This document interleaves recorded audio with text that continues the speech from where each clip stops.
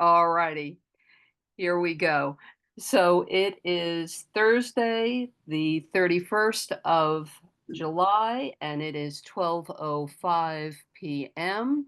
This is the monthly meeting of the Council for Human Services. My name is Veronica Bolchik. I am the chair, and this meeting is being held in a hybrid fashion. So that means that all votes will be done by roll call. And the first thing we will do is establish quorum.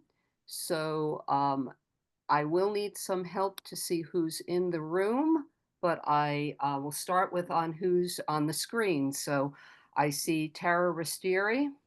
Present. All right.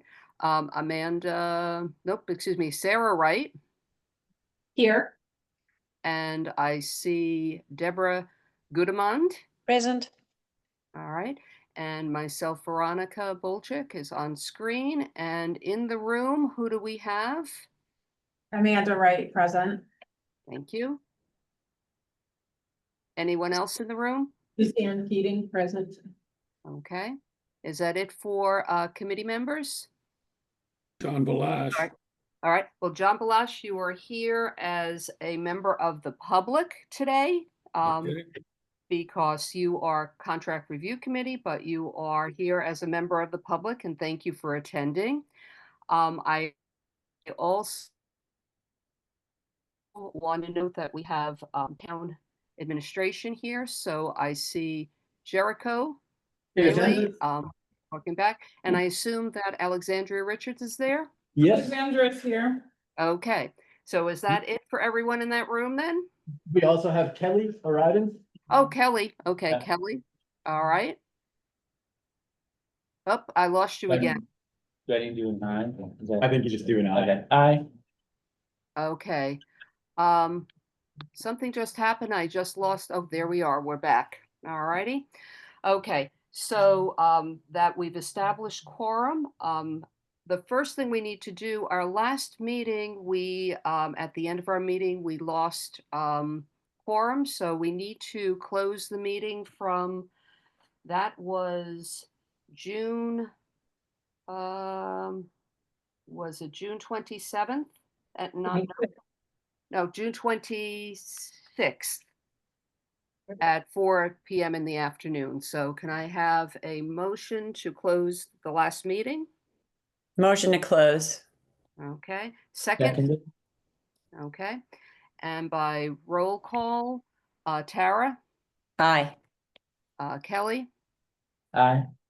and Deborah, you weren't on at this point, so I'm not going to have you do a vote, but I know that Suzanne Keating is in that room. Aye.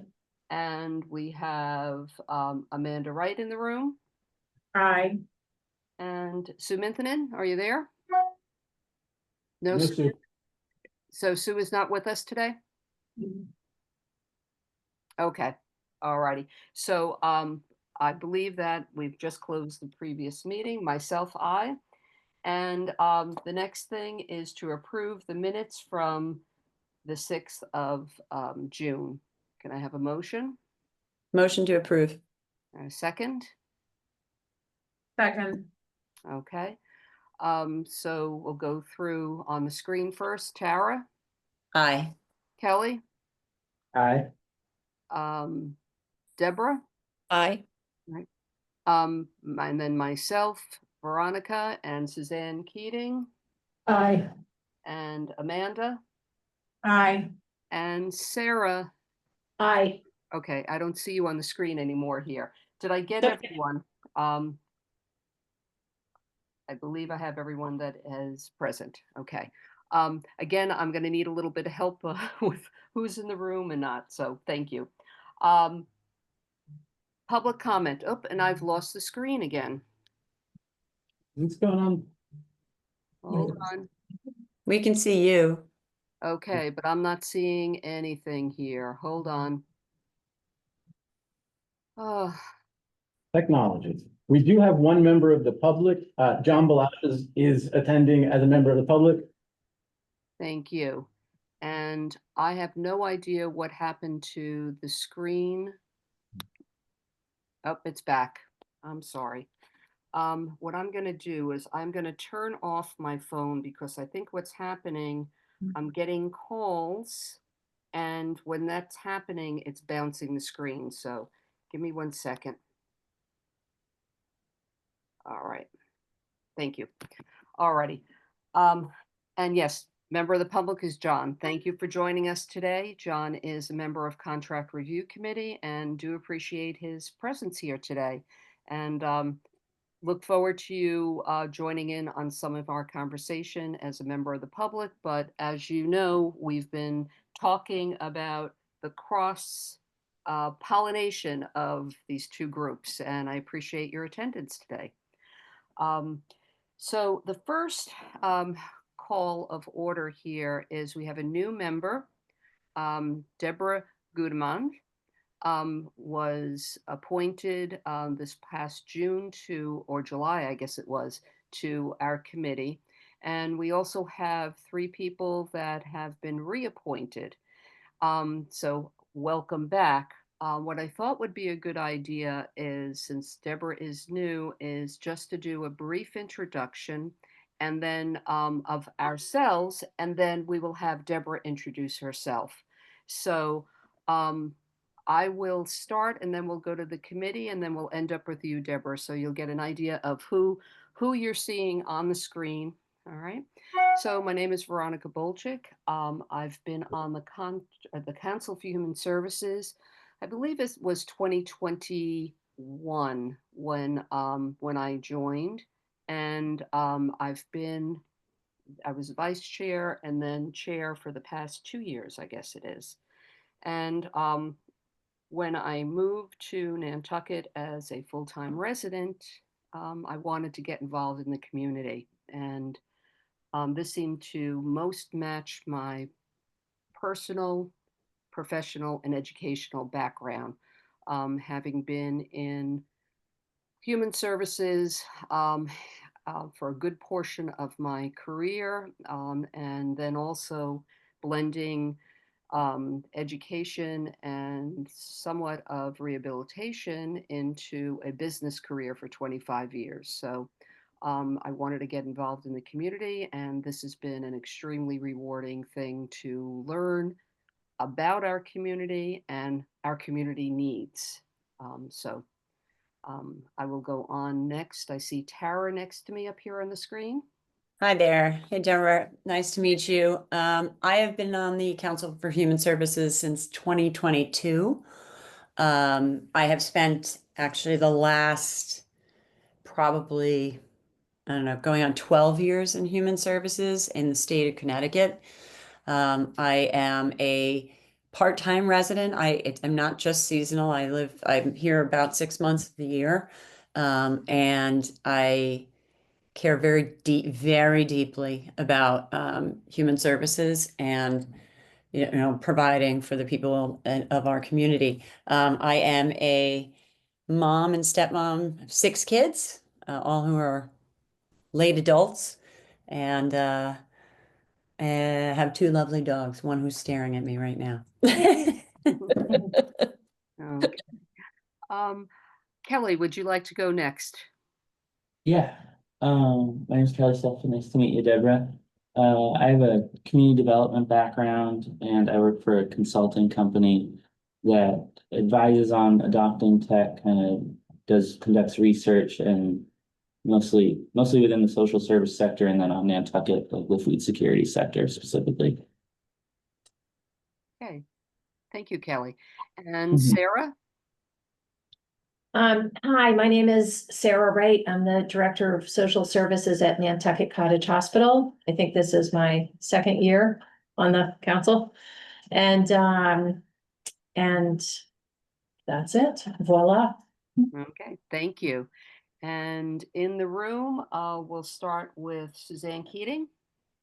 Hi, my name's Suzanne Keating, and I started on the Council for Human Services in 2022.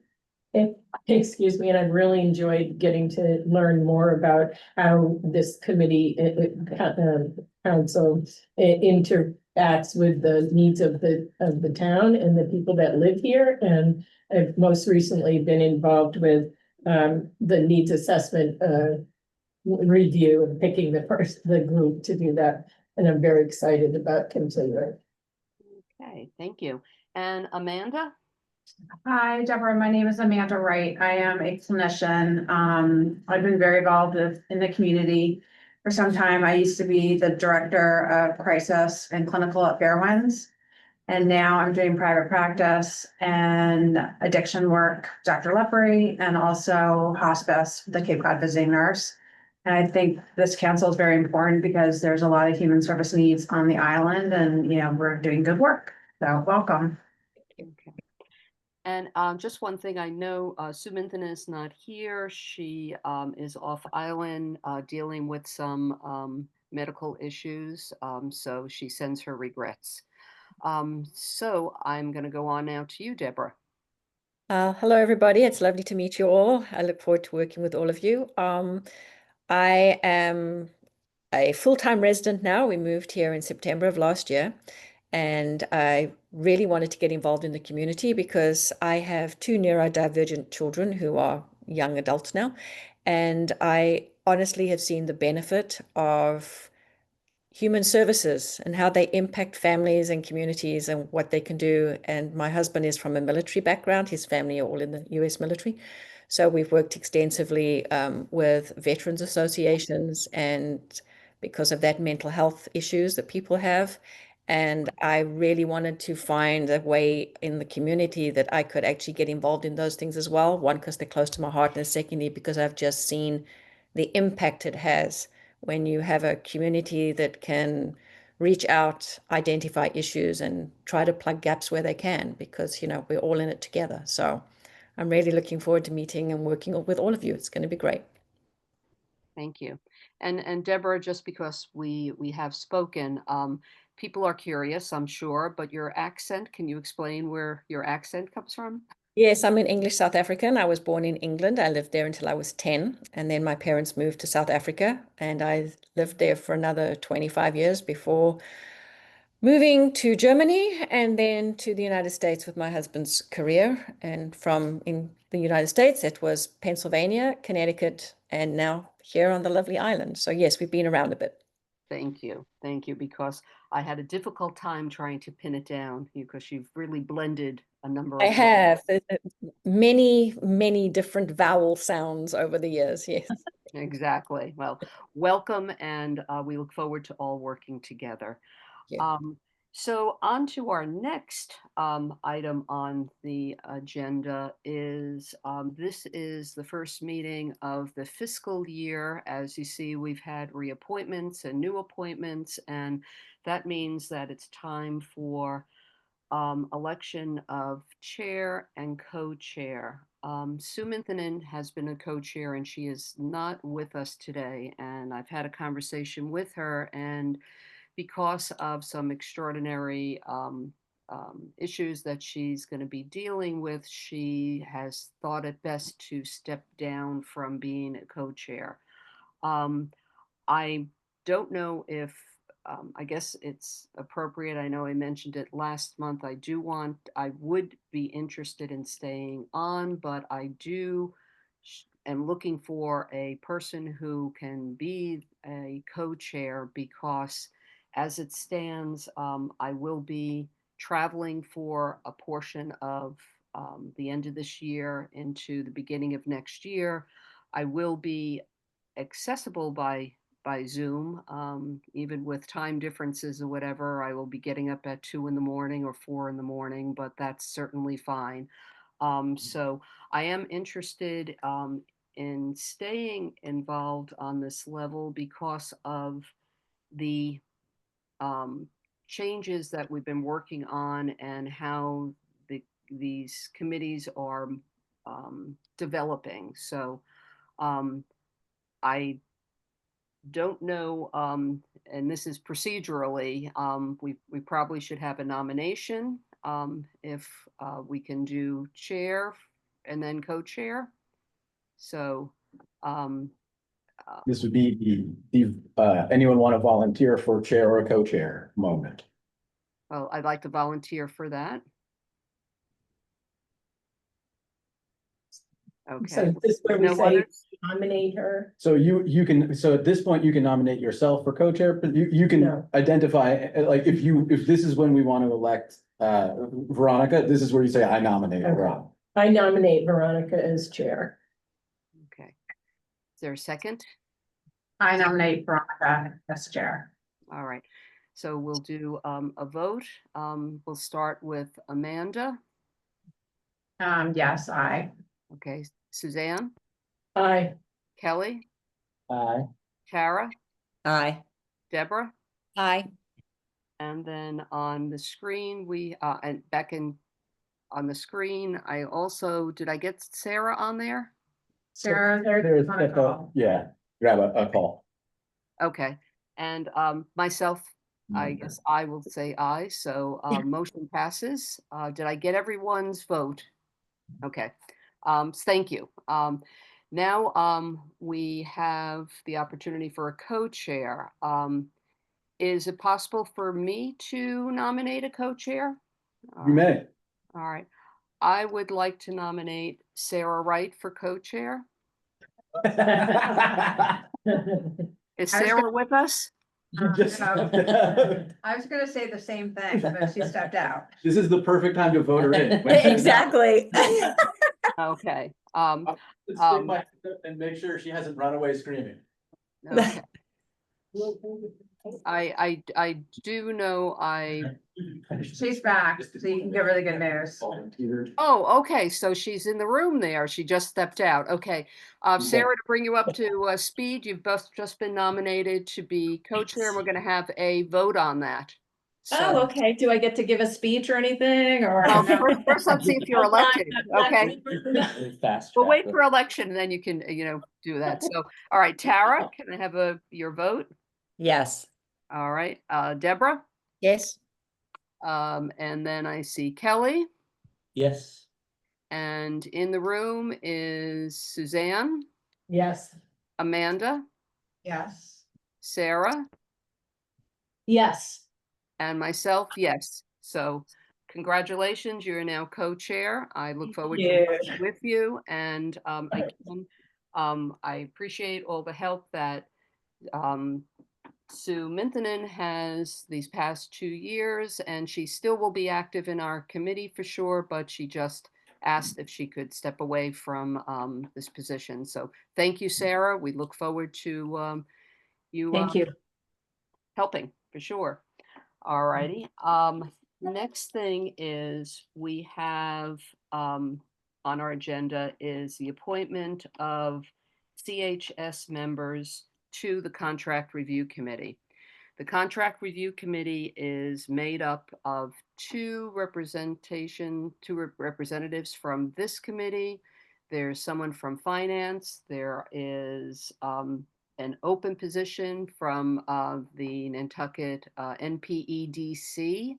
And then there are at-large positions. And John Balash is in the public today. He is a member at large of the contract review. So we need two people, and here again, because and I'll just make for myself the work that we've been working on for the past year and a half, how everything is evolving.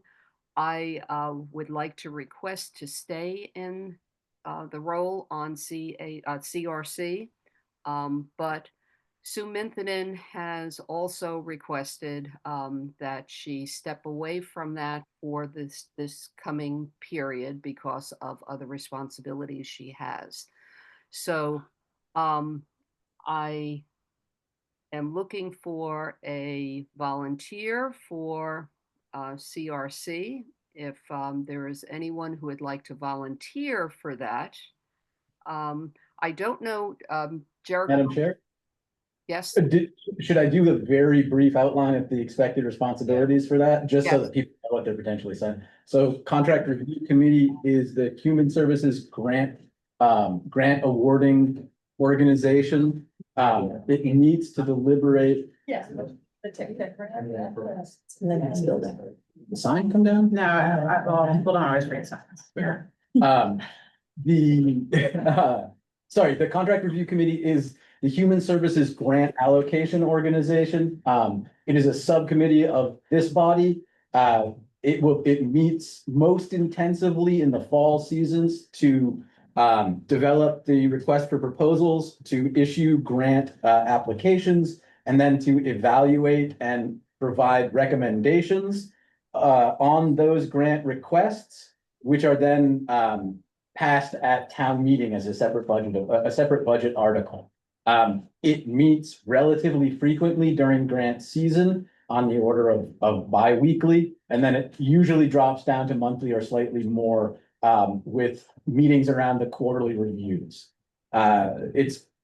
I think it's a moderate commitment of meeting time, and there is a fair amount of homework associated with it, but it is a nuts and bolts look at exactly what we fund, exactly what the needs are. I think most of the people who have served on it have been very, very happy with what they've learned and what they've been able to contribute. And personally, it's one of my favorite parts of my job is the grant allocation process. Which is a sentence I never thought I would say. And sorry, when grant season? Grant season this year will be starting in September, and then the grant, according to our timeline, it's still slightly fluid. We are intending to have the grant applications completed by September. They will be issued, and the applicants will have a month to write grant applications for programming, and then our evaluation period should be between the mid-October, and then we must have our recommendations and report together by December. Right. So it's things are shifting a bit because the past bunch of years, our recommendations really have not been ready or expected until the end of February, the beginning of March. So everything is being pushed forward, and the grant will be ready to be released mid-September, and we plan on having on September 12th, we will have a ceremony for the grant awardees from this year, and at that point, we will be ready to announce the grant for fiscal year 27. So that's where we stand. So is anyone interested in volunteering for this position? I would be interested in volunteering. Okay. Suzanne? Yes. Okay. Anyone else at this point? Just to note that I would do it, but I could be an observer, but I can't actually vote. So I may actually go back into observation though, if it's helpful. Okay. All righty. Thank you. And, that is also being continued to be looked at or whatever. So, it could be, next round, so we're hoping. Great. All right. So, with that, with no other, interest at this point, Suzanne, I welcome you. Thank you. So thank you. And we've got John here that may want to just give a word of his view of contract review. We do need to ratify that with a vote. Okay. All righty. So let's do a vote first on that. So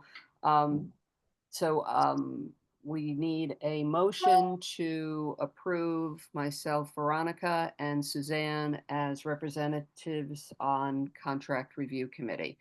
Can I have that motion? I'll make the motion. All right, Tara, and a second? Second. Okay, that's Sarah. Thank you. Yes. All right, so now by vote, Tara, Yes. Sarah, Yes. Kelly, Yes. Amanda, Yes. Mm-hmm. and did I get Suzanne in there? Yes. I guess. Okay. Deborah? Yes. Deborah? Yes. And myself. So motion passes. So thank you very much. And Suzanne, I look forward to working with you. John, can I ask if you have any comment on contract review, or we can hold it for a little bit later because we are going to be talking more about some of the things, but please. Just very briefly, I've been a member of the Contract Review Committee for about 15 years.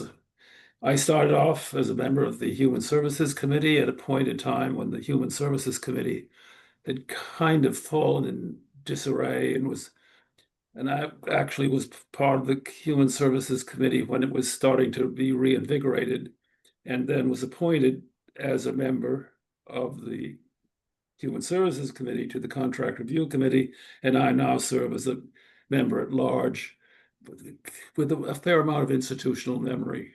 I don't think we need to say more than that. Exactly. And yes, John, we appreciate your institutional memory and also your sage wisdom.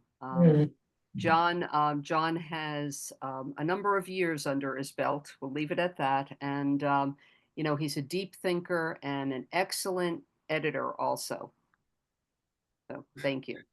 Just as a footnote to that, my grandson, who was here staying for the 2 weeks, or anyway, he said, Grampy used to ramble a lot, but then he went back and I got a report from his mother. There was a lot of sage wisdom there. So that's a wonderful thing to get from a grandson for sure. You know, thank you. So now we're going to talk about the continued process of focusing roles of Human Services and the Contract Review Committee. As Jericho gave us a succinct view of what the Contract Review Committee does, purpose is to review grants and then to follow up with quarterly reports. That is the pure essence of contract review. Council for Human Services is really the overbody. And as we've seen in the past year, the needs assessment, which we're looking forward to an update on that. The needs assessment falls with the Contract for Human Services. The data that will be received from the needs assessment is what will help to drive future funding, making sure that we as an oversight body see that the segments of our population that are in need do get funded through the grant process, we would recommend that these segments get funded. Let's put it that way. So with that, I'm going to just back up a second here. There are a couple of jobs that need to be assigned in the Council for Human Services in order to assist the Contract Review Committee. We have 9 members of the Council for Human Services. And in the room and on the screen, we have a number of people either currently working in human services or with backgrounds, experience, etc., that we need to tap into the resource that we have in this room. We have people that are passionate about the community and about the work that they can help the community. So an idea is to look at, and it's sort of like, I'm going to use this again, we're changing the tires as the bike is going down the road. The needs assessment is going to help this come more into focus. But in the meantime, we don't want to just wait because life goes on and we need to continue. So we're looking at the different segments that we serve and ultimately breaking up our committee here of 9 into 3 work groups that could become like a focus group. And I'm just going to right now, if I look at, there's two different ways that we can break this up. The community needs statement that was done back in, I think it was 2010, broke out level 1, level 2, and level 3. And, you know, if you look at our grant application, it's still what we look there. Level 1 is nutrition, shelter, and utilities. They're called basic needs. Level 2 is called other fundamental needs. Now, this is where it's almost like when you put that other, everything gets thrown into that, because that is access to healthcare, disease prevention and management, mental health services, dental care, education programs. Then you jump on, then it's childcare and elder care, domestic violence prevention and victim support and education, substance abuse prevention, education and treatment, support of education of persons and families with developmental challenges. And then the last in this other category is access to civil legal services and basic education that protect both basic necessities and other fundamental needs. That is a Megillah. It's like everything is in there. And then the third level is emergency and disaster preparation, which is, you know, honestly, that's not necessarily anything that we have been directly involved with. Of course. Harbor protection, for the protection of the community. That is what is existing from 2010. The other way I thought of looking at this is when we wrote the report for the select board and the finance committee, we broke all of the grants that were awarded last year into a different category. And this category breaks it out a little bit more finely. So we had healthcare, substance misuse, elder care, child and youth services, emergency, behavioral health, and then housing. And housing really was nutrition, shelter, and utilities under housing. So that is a more finite breakdown than the needs assessment that had housing, shelter, and then everything else. Jericho? You can think of the 2006, I think it's 2006. I just found only remaining copy of that needs assessment. It's physical. It's is basically a version of the Maslow's hierarchy of needs, where 1 is considered to be like baseline, and then increasingly moving towards self-actualization, which you would include under the educational tab, most likely, with the level 3 emergency and disaster preparedness primarily being relief from emergency lack of housing, not necessarily like building levees kind of funding, but more caring for people who have an emergency that prevents them from living as they normally would. I personally think the second model that you offered there is going to align the sector-based, is going to make it easier for us to align our grant writing with other granting bodies on Nantucket, as well as I believe that is the standard, maybe not necessarily that exact sector breakdown, but that is the methodology that's being used for the standard for needs assessments elsewhere. And it also lets us compare apples to apples, our funding with other grant funders here. I think it also lets people choose the sectors of human services, which is a very broad topic, that most align with their interests and expertise. So that's sort of where I would land on that. The goal here is to form work groups, and we need to be conscious of open public meeting laws. With that if more than 2 people are discussing human services work, it becomes a public meeting. And not that we have anything against public meeting, we don't want to overload the system, and Alexandra would be, basically doing meetings, from Monday to Friday. So having small work groups, and then they become like the focus group for that segment. Learn what's happening in the community. So take ownership of, say, and I'll use food insecurity as thing.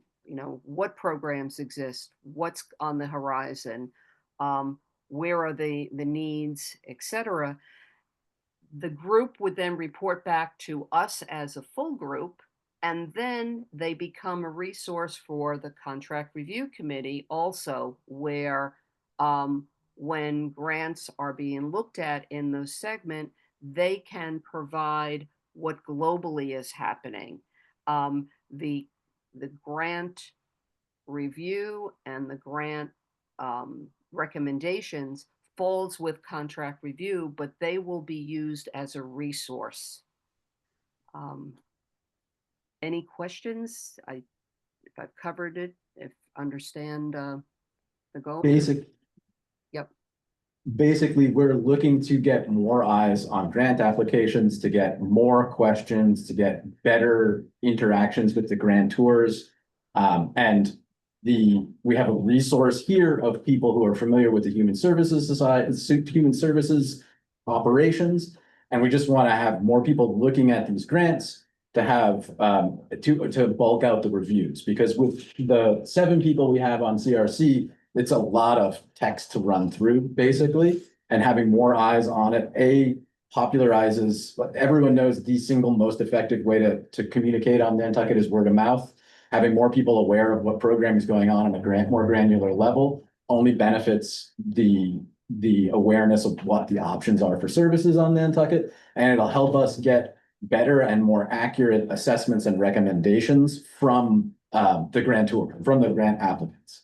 So the idea is to have basically supplementary reviews going on, like supplementary assisting the CRC members. So we have a really in-depth look at all the different grant requests, and then using that to help inform the CRC deliberation process, which then CRC will create a report. That report will go to FinCom. FinCom will recommend for or against Article 9, and then Article 9 will pass or fail or be modified at town meeting.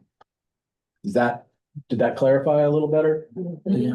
Could you say again where the post 2006 needs assessment like criteria is coming from? So the post 2006, the ones that we used most recently, Sector one, yeah. we used it's a fairly standard breakdown. I think we picked that exact breakdown to align with the Community Foundation's way that they track their money, and that also is like sort of a pretty close to standardized human services sector breakdown.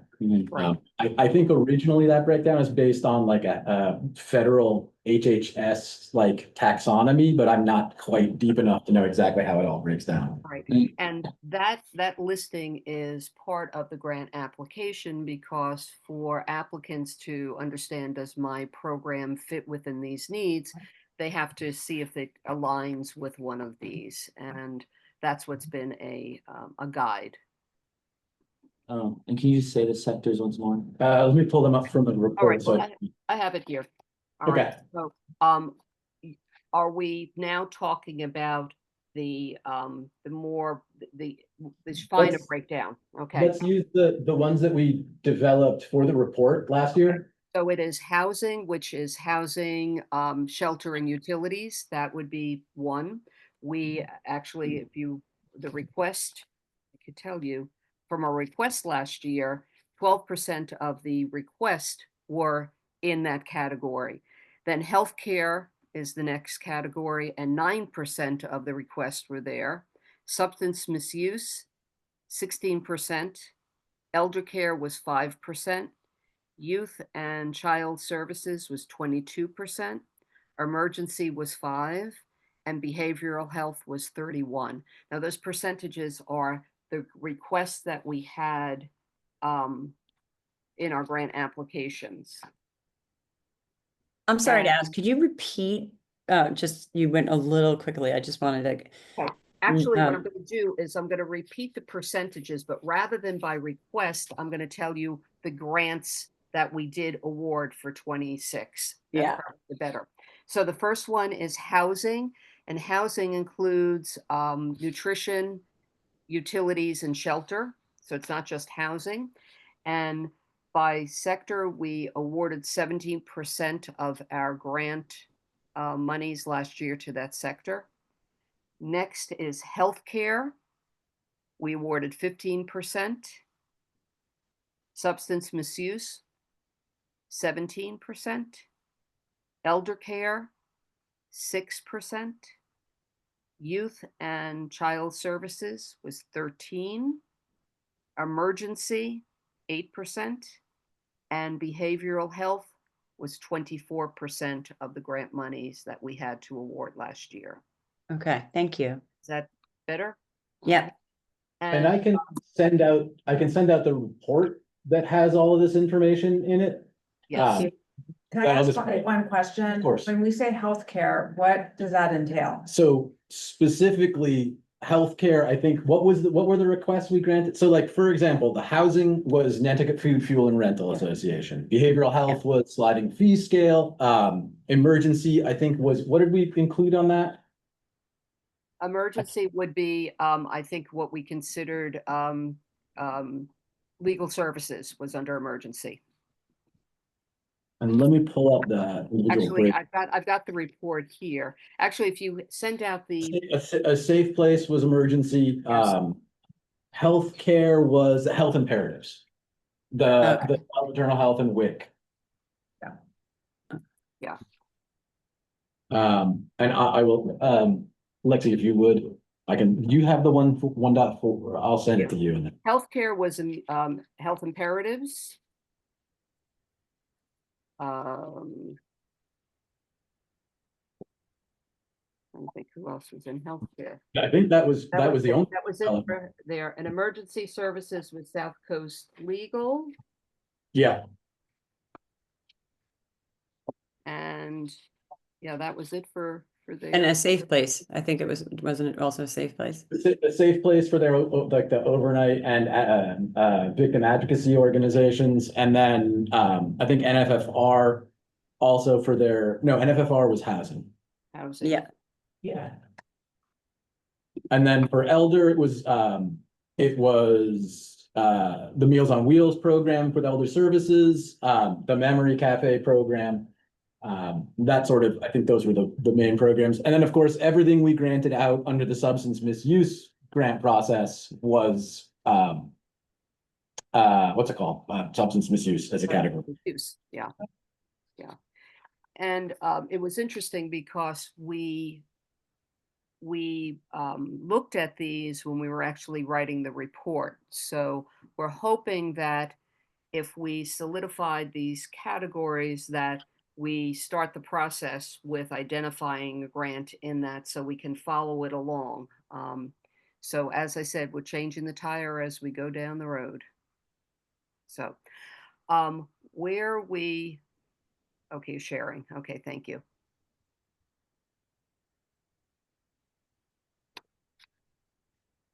You go down a couple of pages. So these are the actual breakdowns, and then I think this was the recommendations by sector. Yes. So what we're That's what I read hoping, off. Yes.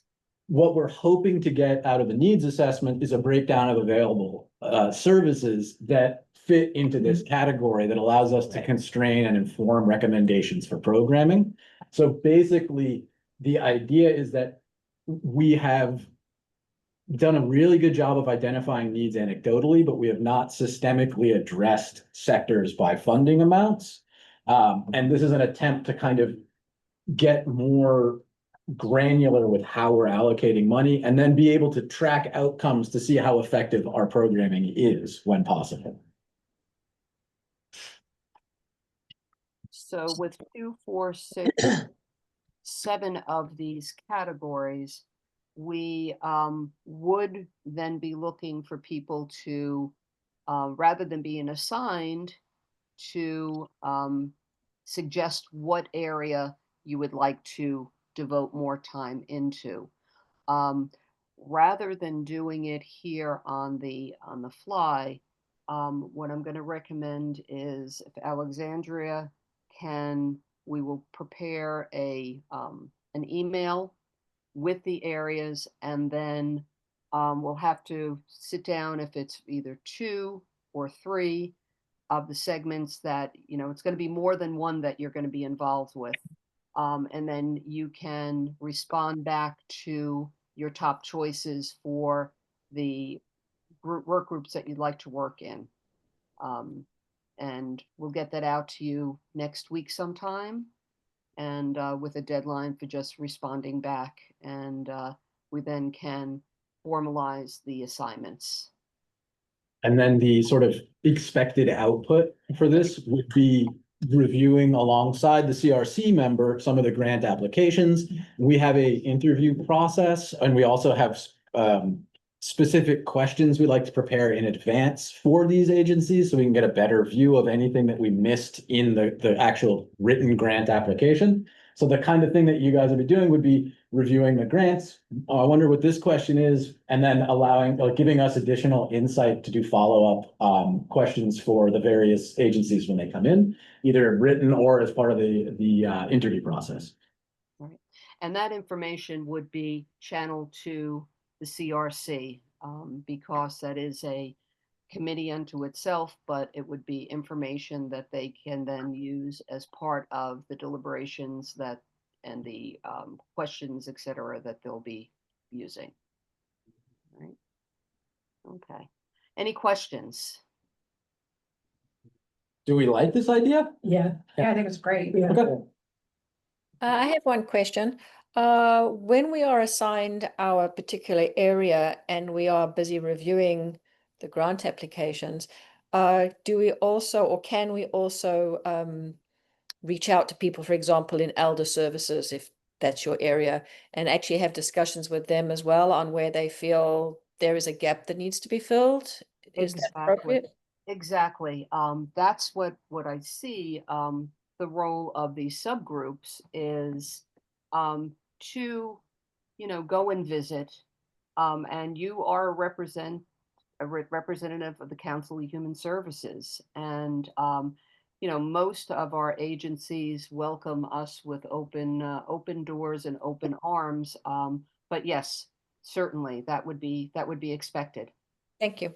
All right. Expected or recommended, let's put it that way. Recommended.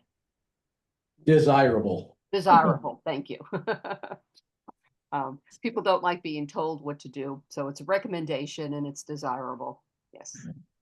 All right. One quick question, Veronica.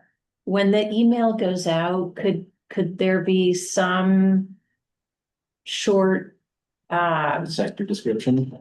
that too, but also some sort of framework, if you will, or guidance around the open meeting law thing with small work groups, but also the conflict of interest Yes. stuff, so that, Yeah. you know what I'm saying? Yeah. Thank you. That also brings up that I think we're annually expected to do the conflict of interest training. Right. And it is very important that we maintain both the open meeting law record provisions. Right. And then the conflict of interest and bias issues. That's very important. I will include like the cheat sheet that the compliance office has on this particular thing. And then whenever there's any doubt on that, just loop me in and I'll determine Okay. whether it's acceptable or not. Okay. So I have a question. If we're breaking into 3 different work groups with different sectors, and the open meeting law says when more than 2 people meet, then there's a work group discussion, we have to go on the It record. would need to be declared. Additionally, we would want to keep, and this is one of the things we're looking to AI? leverage some of the AI for minutes. Yeah. What that process would be is that we would basically do a Zoom meeting. You would record whatever that meeting is. It would get filtered in, and then it would be reviewed by the individuals who are participating in that work group.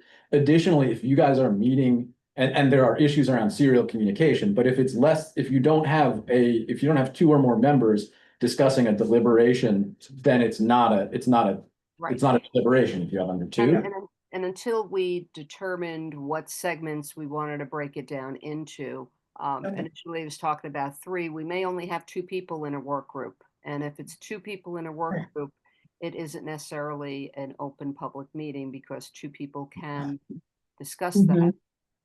But again, if it's done on Zoom and it's recorded, and it becomes available, minutes, etc., we don't want to, we're not doing this to skirt open public meeting. We're doing this for efficiency and for basically to broaden what using the expertise and the skills that we have in the room to provide information for the community, for our committees, etc. So not to skirt open public meeting at all.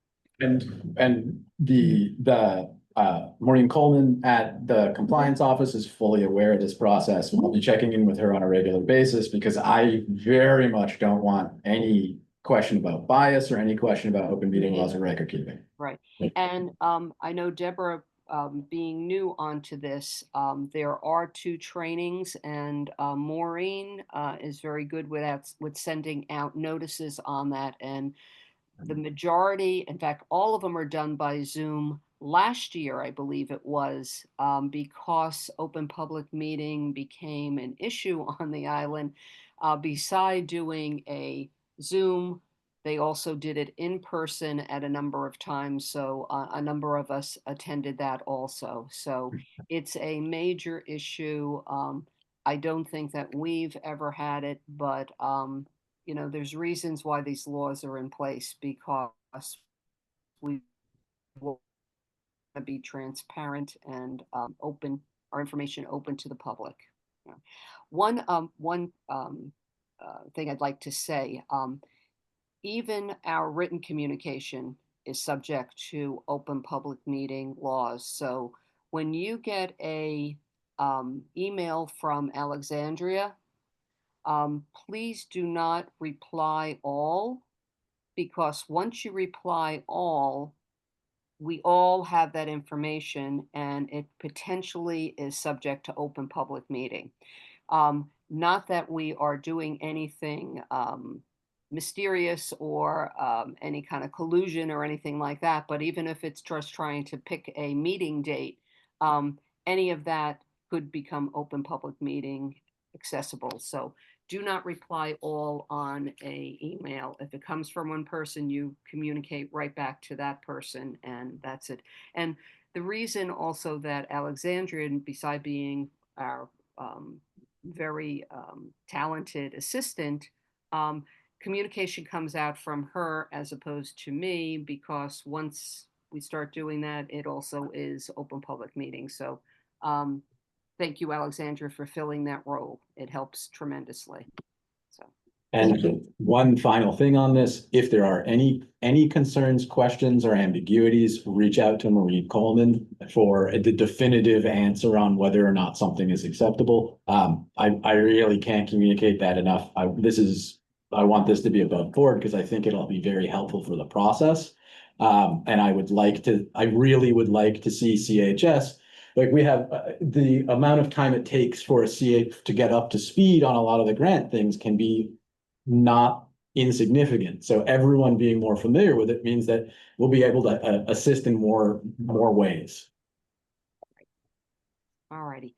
Thank you very much on all of that. So you'll be getting an email next week. I will work with you, Alexandria, on getting that together. Tara, do I see your hand up? Yeah, I would just say in the email, can you also provide the contact information for Maureen Coleman so that if we do have questions? Will do. It's okay. It's a good All right. question. AC. Okay. Still All cold. righty. Is it chilly in there? It's just Yeah, that's right. Okay. On to our next item on the agenda is the grant There's a- application it says review and I- creation of the rubric.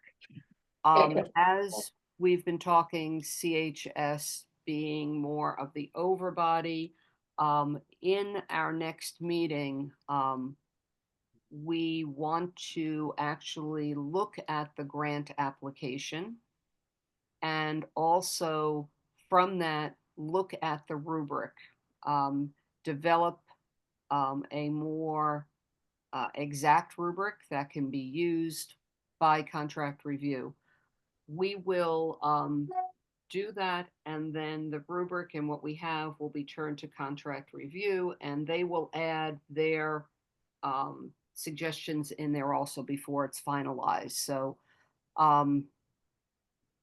we also, I'm going to ask Alexandria to send that out to everyone, that we can see what is in existence, and there'll be instructions there to come to the next meeting with suggestions for changes and improvement. It's best if we all get the information, look at it, come with questions, and then we can work together. To take it and do it as a big group like this, go over point by point by point, it would be hours. And so it's better if we all review and come to the next meeting with suggestions, right? So there'll be some homework to do in the next month. Now we have next on the agenda here. I'm distracted. I've got two dogs that are here also. I was in the vet this morning, emergency vet. I found a vet that is more expensive than Nantucket's vet. Trust me. We were at an emergency vet this morning since our dear Lola seems to have a urinary tract infection. And let me tell you, everyone wants to do everything under the sun. We only clicked off some, and I think I just paid another mortgage to this vet today. But she's here looking at me with very sad eyes. I've had that same exact situation with one of mine who's low to the ground. She had a terrible urinary tract infection. Yeah. Let me tell you, they're a member of the family, but they are definitely an investment also. In any case, so the next thing on our agenda is grant funding for fiscal year 27, human services and substance misuse. We contract review committee met earlier this month, and suggestion came that we get a tutorial from the head of finance. And next Friday, which is the 8th at 9 a.m., there is a meeting with Brian Turbot and contract review. I will like to invite CHS to attend via Zoom if possible. And because again, we don't want to violate any open public meeting, it will be advertised as a meeting for CHS also. So I will open the CHS meeting, then we open CRC, we'll have the presentation, and there'll be questions by contract review, and then questions from CHS. That's how we'll organize this meeting. So the CRC meets, if there's a meeting, they meet on Friday morning between 9 and 11. It was difficult to find a time that if we needed a meeting that everyone could agree on. So that is their set meeting time for now. So that meeting is next Friday morning. I know people have commitments, but you will get a meeting notice for that. And that'll go out early next week. So it'll be an opportunity so we can hear. And part of the reason for this, over the years, contract review, there are certain organizations on the island that, without receiving the money they get from the town and contract review, it would be difficult for them to keep doors open. And it's almost that it's where they're considered operational or capacity grants. We've never looked at it that way, but that's what we are doing.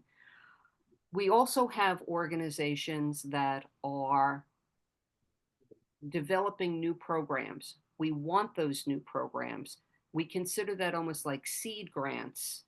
One of the ideas is that we look at certain grant applications as being a capacity grant. We want to see if we can, how we can go about doing this, and without going down the road and then finding that it's not possible, we thought that it would be a good idea to get an education from the head of finance to guide us in this, because ultimately what we do has to fall within the parameters that are set by regulations, etc. The idea is we are only going to have X amount of money. We don't want an organization coming and asking. We had one last year that we had $650,000 to give away, and they asked for $300,000. We knew that right off the bat, there's no way that we could give that amount of money to just one organization. But we also know that we have organizations, like I said, that need a fair amount of money that helps to their operational, just to be going. Organizations such as potentially Fairwinds, potentially Health Imperatives, and a few others. So we are suggesting maybe $100,000 cap. And but before we move down the line, we really wanted to get an education. So I think it would be beneficial for both committees to learn as we go forward. John, did you have anything to add to that? I think you put it very well, and I think just sort of perhaps to recap just a touch, but one of the reasons that Veronica is energizing all of you to really take this broad overview is that we, as a very small concentrated group focusing just on the application of money, had to assume this wider role, which we really weren't a big enough group, or because there were too many other commitments for some of our members to really be effective in doing the kind of thing that has just been outlined. So that's sort of a recap, but I think it would be very valuable for you to attend that meeting, because just as it will be valuable for us to hear from Brian Turbot. And I will add, I think it will be fairly valuable for him to hear from particularly the members of the Contract Review Committee. A couple of our members have intense background in finance. We are a kind of we're a nuts and bolts operation, and sometimes in the past, I don't think the town has fully appreciated just how their money is being administered. Now, there is a past history in one particular instance where they did get involved, but that was because we were having to help fund an essential service, but the organization was in considerable disarray. Yeah. So we're trying to, having had that in our history, we're trying to chart a clearer path forward.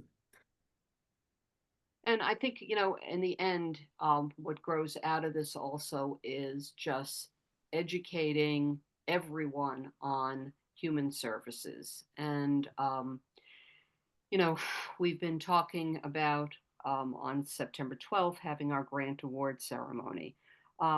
Basically, that is a congratulations to the people who have received the money, but it's also a way to notify the public that our tax dollars are supporting valuable organizations on the island, and ultimately that people understand what we do and what the organizations do, and hopefully people will be more their arms and their hearts will be open to supporting these organizations and the members of our community. So it serves multi purposes.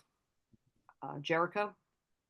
And I think it's going to be very apparent that needs are going to expand in the next couple of years, and that other more established and regularly utilized funding mechanisms are going to go away, which means that we are going to need to make an argument that we need additional funding in human services. I think that's clear.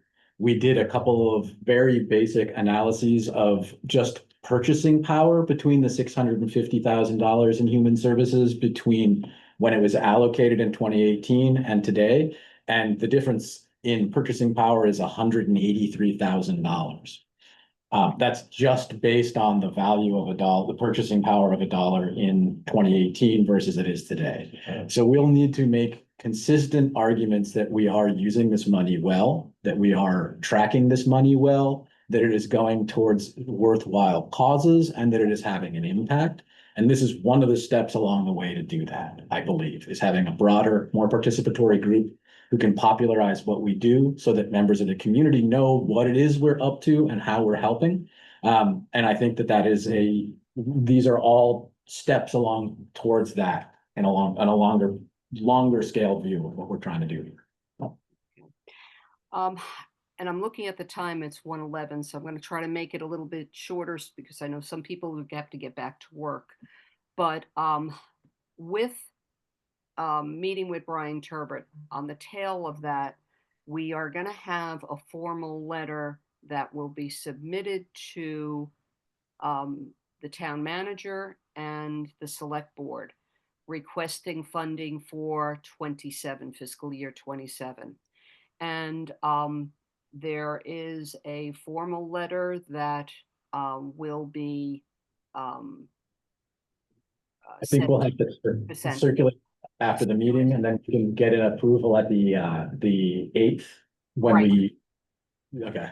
Right, because we'll circulate it beforehand, so you'll get that next week. You can read it, but the letter is going to be going to town manager and the select board, and it's under the pen of the Council for Human Services, the Contract Review Committee, and the Department of Human Services. So next week, we will vote to support that letter, and it will go off, and hopefully we want to know the funding levels before we start the grant process. Last year, it was way into the process that we knew. So when the grant applications go out, we'll know that we have for substance misuse, it'll be $175,000. That's what we are requesting. And I know that's been what we have had for the past few years, but the funding source has changed. The money for that used to come from cannabis sales on the island. That no longer happens. And last year it was funded from Fund. Right. And we know that even though we're asking for the same amount of money, the town has to find that money to support that. And we firmly say we need to have that money. And we're also just asking for the $650 for next year. And then with the needs assessment, building a mechanism that we will get increases year to year to year. So that is the gist of what we've put together in a letter that will be circulated. And we hope that it gets approved. And by the time we release the grant, we will know exactly how much money we're going to be able to award. All righty. Anyone wants to go into deeper detail on why the substance? I know you guys would love to talk about the funding sources of substance misuse. Let me know. It's relatively arcane, but essentially we have to ask for money to get the same amount of money because of the way that taxes and fees are collected. Yeah.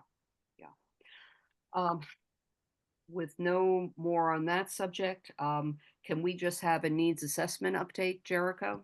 Yeah, the Human Services Director update is basically an update on the needs assessment. Suzanne and Tara participated in the rubric evaluation of the different agencies involved. We identified and have just signed a contract with Kulik Consultancy, which was our top rated one. I received a couple of emails today where we're arranging the initial kickoff meeting. That'll be for Tuesday. I'll double check my calendar, but for Tuesday of next week. I am at every public meeting or every public discussion I have from now until this process is done, I'm going to mention that we're doing a needs assessment and that you should expect contact from a variety of different focus groups to start doing the work ahead of the distribution of a survey that will be establishing needs and gaps. The timelines discussed in the applications have been shuffled around because the process took a month or two longer than anticipated. So instead of having our kickoff now, we'll be doing our kickoff and initial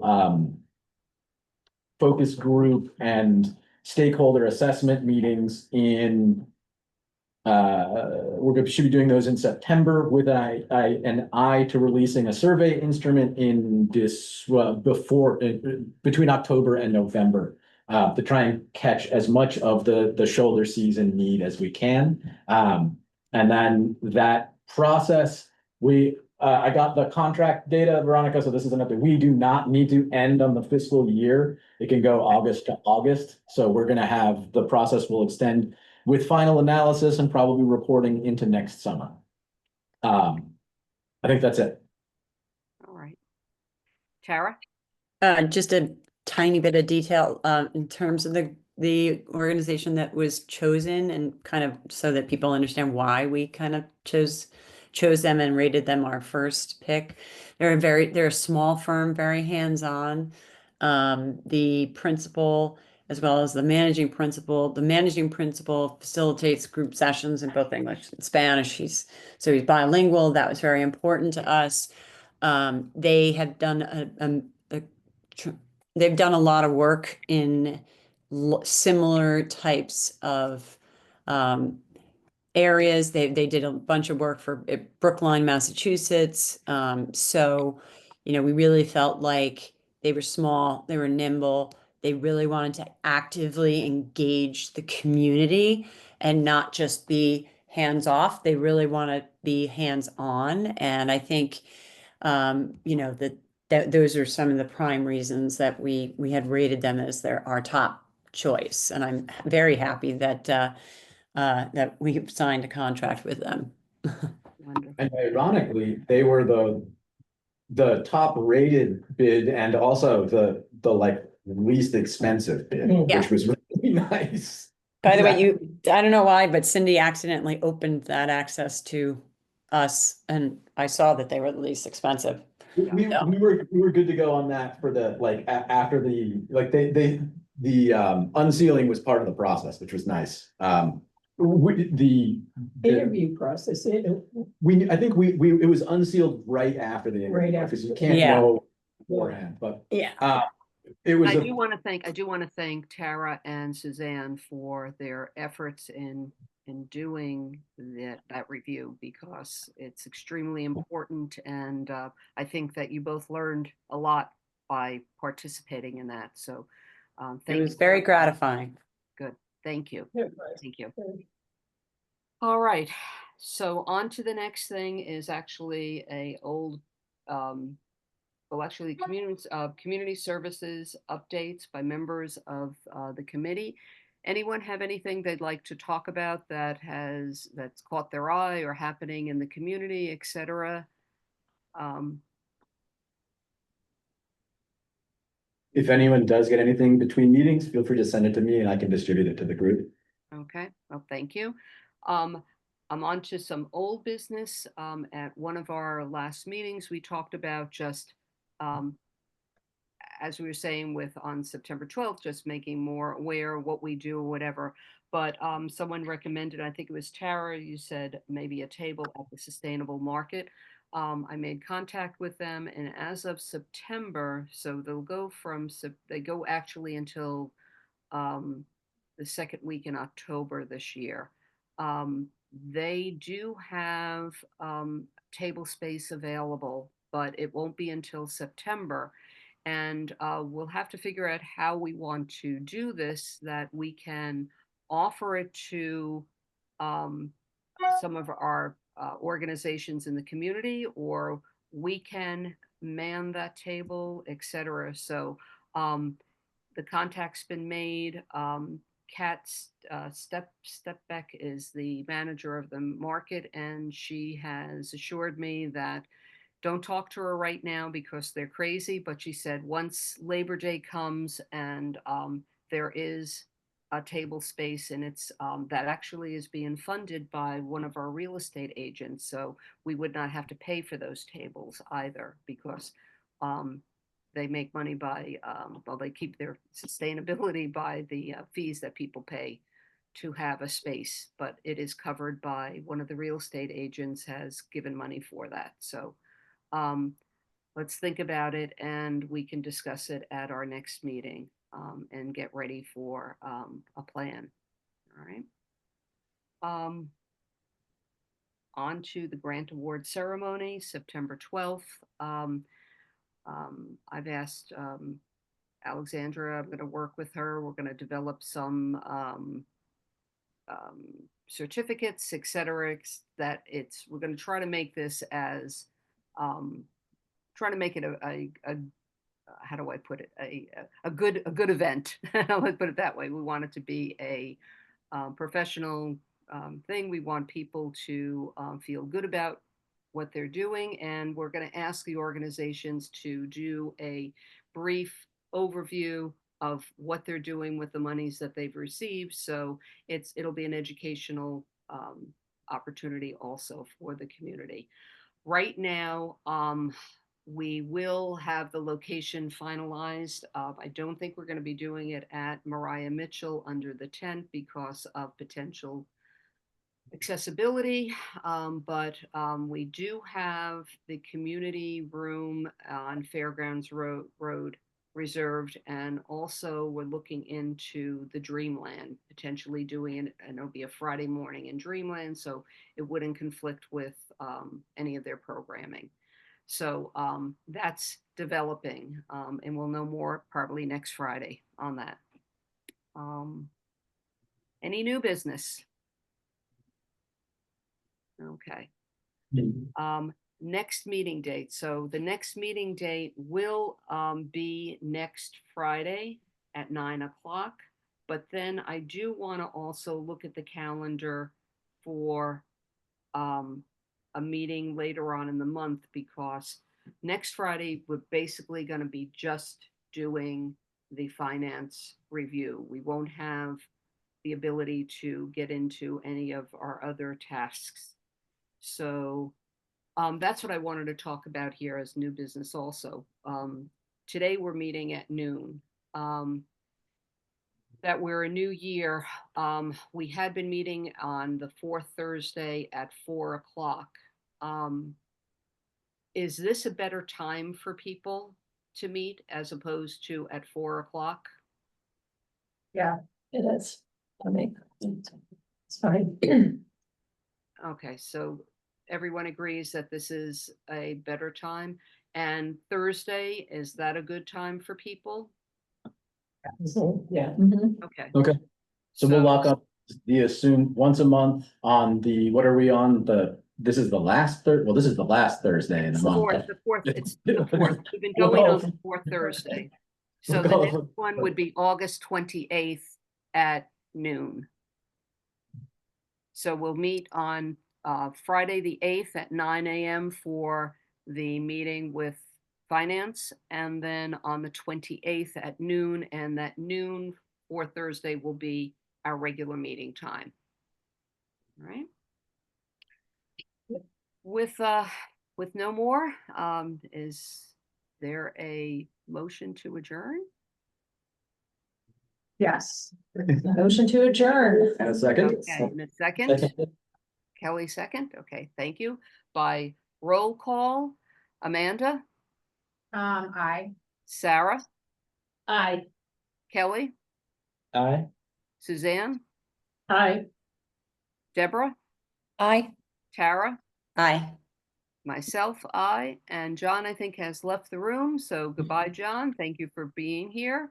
And thank you to Jericho and Alexandria. Have a great day, everyone, and welcome welcome back to the people who have been reassigned, and welcome to Deborah. Thank you. Thank you so much. Thanks, Mara. guys. And thank you, Sarah. I you. appreciate it. Of course. Yes, thank All you. righty. Of course. See you next